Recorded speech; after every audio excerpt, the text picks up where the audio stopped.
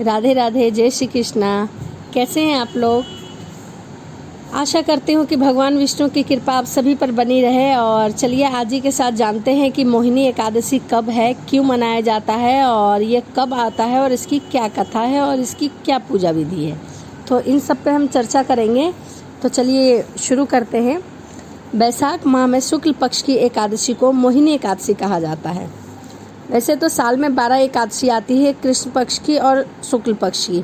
सभी एकादशियों का अपना अपना विशेष महत्व है, परंतु बैसाख मास की एकादशी को ज़्यादा महत्व दिया गया है। सृष्टि को असुरों से बचाने के लिए भगवान विष्णु ने मोहिनी का रूप धारण किया था इस दिन। इसी से इस एकादशी का नाम मोहिनी एकादशी पड़ा। एकादशी समस्त पाप और दुखों का नाश करने वाली है और सौभाग्य और धन तथा आशीर्वाद देने वाली है। यह मान्यता है कि मोहिनी एकादशी के व्रत से प्रताप व्यक्ति सभी मोह के जाल से मुक्त हो जाता है। चलिए आइए जानते हैं कि मोहिनी एकादशी इस वर्ष कब है। मोहिनी एकादशी इस वर्ष 1 मई दिन सोमवार को है। अब चलिए जानते हैं कि मोहिनी एकादशी की कथा क्या है। धर्मराज युधिष्ठिर कहने लगे कि हे कृष्ण, बैसाख मास की शुक्ल पक्ष की एकादशी का क्या नाम है तथा उसकी कथा क्या है, इस व्रत की क्या विधि है, यह सब विस्तार पूर्वक कृपया करके मुझे बताइए। श्री कृष्ण कहने लगे, हे धर्मराज, मैं आपसे एक कथा कहता हूँ जिसे महर्षि वशिष्ठ ने श्री रामचंद्र जी से कही थी। एक समय की बात है, श्री रामचंद्र जी गुरुदेव की कोई ऐसी व्रत बताइए जिससे समस्त पापों का और दुखों का नाश हो जाए। मैंने सीता के वियोग में बहुत दुख भोगे हैं। महर्षि वशिष्ठ जी बोले, हे राम, आपने बहुत सुंदर प्रश्न किया है। आपकी बुद्धि अत्यंत शुद्ध और पवित्र है। यद्यपि आपका नाम स्मरण करने से मनुष्य पवित्र और शुद्ध हो जाता है, तो भी लोकहित में यह प्रश्न अच्छा है। बैसाख मास में जो एकादशी आती है उसका नाम मोहिनी एकादशी है। इसका व्रत करने से मनुष्य सभी पापों और दुखों से छूटकर मोह जाल से मुक्त हो जाता है।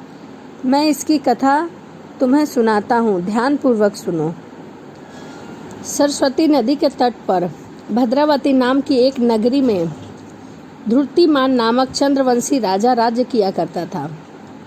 वह धन और ध्यान से संपन्न और पुण्यवान धनपाल नामक वेश्या भी रहता था। वह अत्यंत धर्मालु और विष्णु भक्त था। उसके नगर में अनेक भोजनालय, प्याऊ, कुएं, सरोवर, धर्मशाला आदि बनवाए गए थे।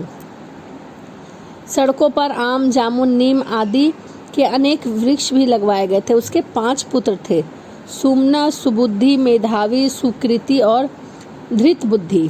इनमें से 5वां पुत्र धृत बुद्धि महापापी था। वह पितर आदि को नहीं मानता था। वह वेश्या, दुराचारी मनुष्य की संगति में रहकर जुआ खेला करता था और पराई स्त्री के साथ संभोग विलास करता था तथा मद और मांस का भी सेवन किया करता था। इसी प्रकार अनेक कुकर्मों से वह पिता के धन को नष्ट कर रहा था। इन्हीं कारणों से त्रस्त होकर पिता ने उसे घर से बाहर निकाल दिया था। घर से बाहर निकालने के बाद वह अपने गहने कपड़े बेचकर अपना निर्वाह करने लगा।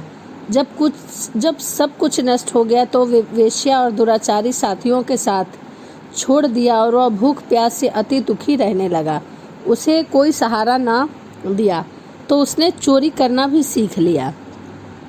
एक बार वह पकड़ा गया तो वेश्या का पुत्र जानकर चेतावनी देकर छोड़ दिया गया, मगर दूसरी बार फिर पकड़ा गया।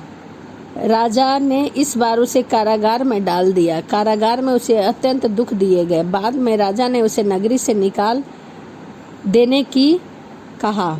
वह नगरी से निकाल वन में चला गया। वहाँ वन में पशु पक्षियों को मारकर खाने लगा। कुछ समय पश्चात वह बहेलिया बन गया और धनुष बाण लेकर पशु पक्षियों को मार मार कर खाने लगा। एक दिन वह भूख और प्यास से व्याकुल होकर वह खाने की तलाश में इधर उधर घूम रहा था।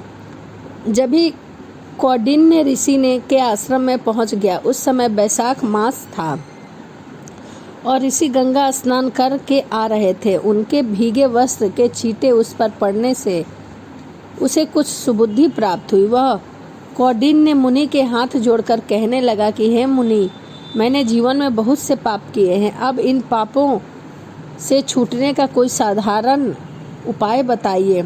इसके दिन वचन सुनकर मुनि ने प्रसन्न होकर कहा कि तुम वैशाख शुक्ल की मोहिनी नामक एकादशी का व्रत करो, इससे समस्त पाप नष्ट हो जाएंगे।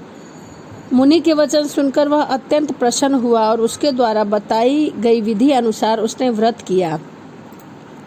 हे राम, इस व्रत के प्रभाव से उसके सभी पाप नष्ट हो गए और अंत में वह गरुड़ पर बैठकर विष्णु लोक को गया। इस व्रत के मोह आदि सब नष्ट हो जाते हैं।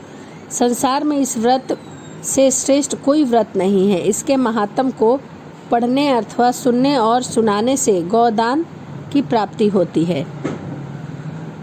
तो यह मोहिनी एकादशी की कथा थी। अब चलिए यह जानते हैं कि इसकी पूजा की विधि क्या है और हमें पूजा किस प्रकार करनी चाहिए। एकादशी के दिन प्रातःकाल जल्दी उठकर स्नान आदि करके साफ और सुंदर वस्त्र पहनकर हमें विष्णु भगवान की पूजा करनी चाहिए तथा साथ में माँ लक्ष्मी की भी पूजा करनी चाहिए।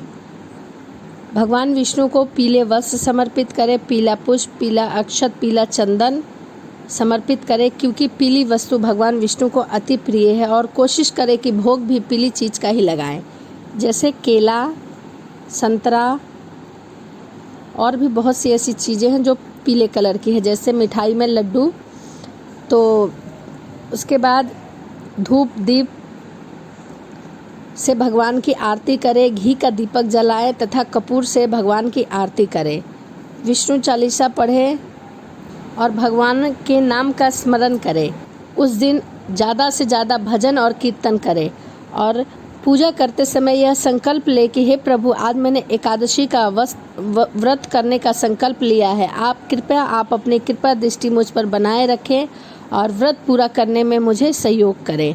तो यह आप संकल्प लें। यदि आपके घर में बाल गोपाल है, लड्डू गोपाल हैं, तो आप उनकी भी पूजा कर सकते हैं। उन्हें सुबह पंचामृत से स्नान कराइए, सुंदर और साफ वस्त्र पहनाइए, उनका श्रृंगार करिए और उन्हें भोग लगाइए तथा उनकी आरती करिए। और उन्हें उस दिन तुलसी माला अवश्य पहनाइए, क्योंकि उन्हें तुलसी बहुत प्रिय है, इसीलिए उन्हें तुलसी माला पहनाना बहुत ज़रूरी होता है। तो मैंने आपको बताया कथा, विधि और किस दिन एकादशी है। तो चलिए इसी के साथ मिलते हैं अगली वीडियो में। राधे राधे, जय श्रीमन नारायण।